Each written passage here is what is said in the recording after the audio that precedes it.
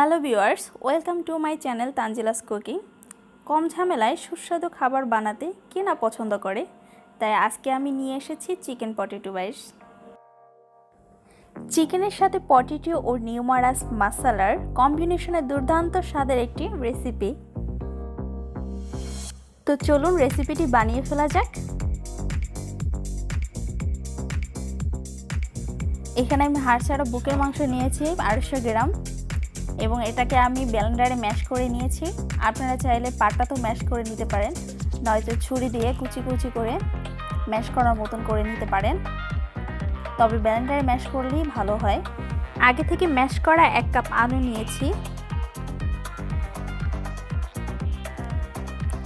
আদা বাটা দিয়ে দিচ্ছি 1/2 টেবিল চামচ, রসুন বাটা 1/2 টেবিল চামচ,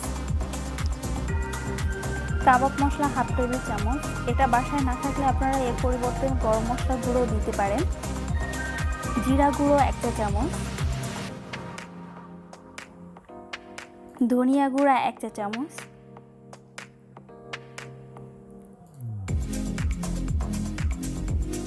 তেলে রাখা গুঁড়া মরিচ 1 চা চামচ, সাদা সিরকা 1 চা চামচ,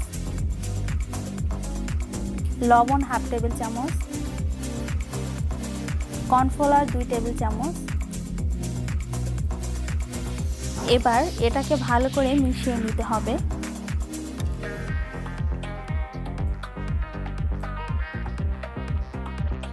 একটা প্লেন সারফেসে কিছু কর্নফ্লাওয়ার ছিটিয়ে দিচ্ছি। এবারে হাত দিয়ে চেপে চেপে ফ্ল্যাট করে নিচ্ছি।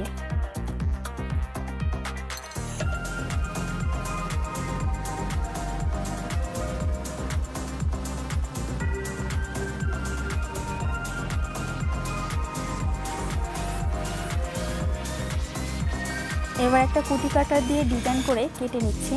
আপনারা চাইলে হাত দিয়ে গোল গোল করে বানিয়ে নিতে পারেন। এখানে কোট করার জন্য 2টা ডিম ফেটে নিয়েছি আর নিয়েছি ব্রেড ক্রাম্বস। এবার এটার ভিতরে চুবিয়ে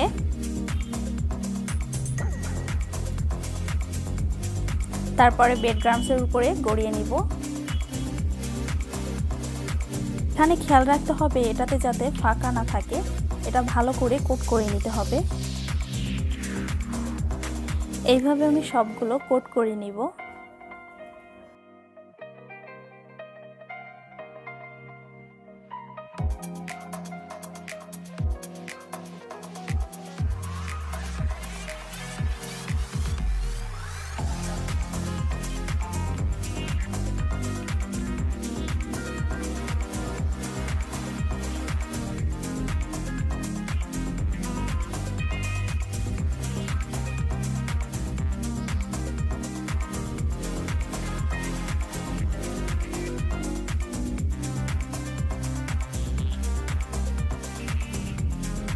আমার সবগুলো কোট করা হয়ে গিয়েছে।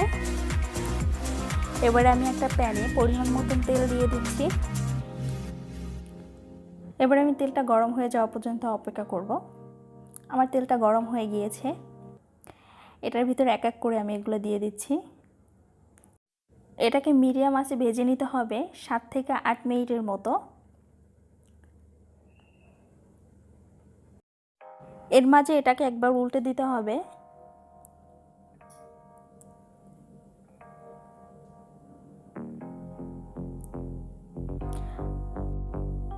আমার ভাজা হয়ে গিয়েছে। এবার আমি এটাকে কিচেন টাওয়ালের উপরে উঠিয়ে নিব যাতে এক্সট্রা তেলগুলো চুষে নেয়।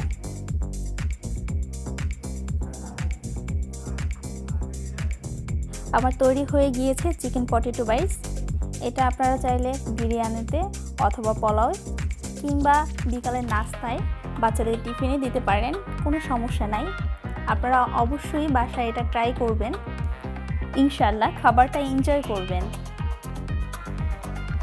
আমার রেসিপিটি যদি ভালো লেগে থাকে তাহলে আমার চ্যানেলটি সাবস্ক্রাইব করবেন এবং বেল আইকনটি ক্লিক করে দিবেন যাতে আমি পরবর্তী ভিডিও বানাতে উৎসাহিত হই। Thanks for watching my video.